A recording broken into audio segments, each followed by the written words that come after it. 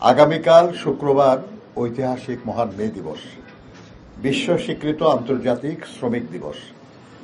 1886 সালে আমেরিকার শিকাগো শহরের হে মার্কেটে শ্রমিকদের রক্তস্নাত আন্দোলনের মাধ্যমে অর্জিত আন্তর্জাতিক শ্রমিক দিবস পালনের জন্য বাংলাদেশে সর্বকালের শ্রেষ্ঠ শ্রমিক শহীদ রাষ্ট্রপতি জিয়াউর রহমান বীর উত্তম কর্তৃক প্রতিষ্ঠিত বাংলাদেশ জাতীয়তাবাদী শ্রমিক দল আগামীকাল দুপুর 2:30টায় নয়াপল্টনে এই বিএনপির কেন্দ্রীয় কার্যালয়ের সামনে শ্রমিক সমাবেশ অনুষ্ঠিত করবে। এ বিষয়ে শ্রমিক দলের পক্ষ থেকে সরকারের সংশ্লিষ্ট কর্তৃপক্ষকে জানানো হয়েছে, তাদের সম্মতি নেওয়া হয়েছে। প্রিয় সাংবাদিক বন্ধুগণ, বাংলাদেশের ব্যুরো অব স্ট্যাটিস্টিক্সের রিপোর্ট অনুযায়ী এদেশের 12 কোটিরও বেশি ভোটারের মধ্যে 7,35,00,000 মতো শ্রমজীবী কর্মজীবী মানুষ। অর্থাৎ একদিকে যেমন জনসংখ্যার অর্ধেক নারী, আবার জনসংখ্যার অর্ধেকের বেশি নারী এবং পুরুষ শ্রমজীবী কর্মজীবী মানুষ। শ্রমিক সমাজের মর্যাদার জন্য মে দিবস আন্তর্জাতিকভাবে স্বীকৃত। বাংলাদেশে বরাবরই শ্রমিক সমাজ অবহেলিত হয়েছে। দ্রব্যমূল্যের ঊর্ধ্বগতি, জীবনযাত্রার ব্যয় বৃদ্ধি, বাজার মূল্যের সাথে অসঙ্গতিমূলক কম মজুরিতে শ্রমিক সমাজ বেঁচে থাকার সংগ্রাম করে চলেছে। অগণতান্ত্রিক শ্রম আইনে মালিক পক্ষের স্বার্থকে প্রাধান্য দেওয়ায় শ্রমিক সমাজ হয়রানি সহ নানা সমস্যার সম্মুখীন হয়। বিগত ফ্যাসিস্ট আমলে শ্রমিকদের সংগঠিত হওয়া ও অবাধ ট্রেড ইউনিয়ন অধিকার থেকে দূরে ঠেলে দেওয়া হয়েছিল। অত্যাবশ্যকীয় পরিষেবা বিল 2023-এর মাধ্যমে শ্রমিক কর্মচারীদের দাবি উত্থাপনের অধিকারকে আইন করে বন্ধ করে দেওয়া হয়েছিল। ফ্যাসিস্ট আমলে 2023 সালের 28 অক্টোবর ঢাকার মহাসমাবেশের প্রাক্কালে সমাবেশ আন্দোলনকে নস্যাৎ করার অংশ হিসাবে হাজার হাজার বিএনপি ও শ্রমিক দলের নেতা কর্মীদের গ্রেফতার করা হয়েছিল। ওই সময় কারাবন্দী শ্রমিক দল নেতা ফজলুর রহমান কাজলের হাতে হ্যান্ডকাপ, পায়ে ডান্ডা বেরিয়ে পড়া অবস্থায় হাসপাতালের বারান্দায় ফ্লোরে বিনা চিকিৎসায় হত্যা করা হয়েছে। মজুরি বৃদ্ধির আন্দোলনে 4 জন গার্মেন্টস শ্রমিক আঞ্জুয়ারা খাতুন, রাসেল হাওলাদার, জালাল উদ্দিন ও মোহাম্মদ ইমরানকে আওয়ামী সন্ত্রাসী ও পুলিশরা গুলি করে হত্যা করেছিল। সাংবাদিক বন্ধুগণ, গত 5 আগস্ট 2024 ফ্যাসিস্ট খুনি হাসিনা সরকারের পতনের পর এবছর 12 ফেব্রুয়ারি অবাধ সুষ্ঠু ভোটে নির্বাচিত সরকারের সময় মহান মে দিবস প্রথমবারের মতো পালিত হবে।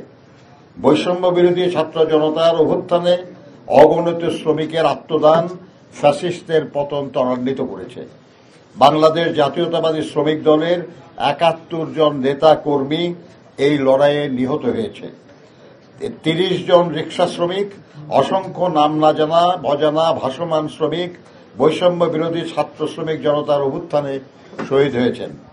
শ্রমিক শ্রেণীর আত্মত্যাগ কেউ কেউ স্বীকার করতে কার্পণ্য করে, কিন্তু তারপরেও এটাই সত্য। গণতন্ত্র, গণতান্ত্রিক সরকার ব্যবস্থা, ভোটাধিকার প্রয়োগ, মানবাধিকার, শোষণ ও বৈষম্যহীন সমান ব্যবস্থা প্রতিষ্ঠা শ্রমজীবী জনগণের আজন্ম স্বপ্ন। সাম্প্রতিক সময়ে চলমান আমেরিকা ইসরায়েল জোট ও ইরানের মধ্যে যুদ্ধের কারণে সারা বিশ্বে অস্থিরতা বিরাজ করছে।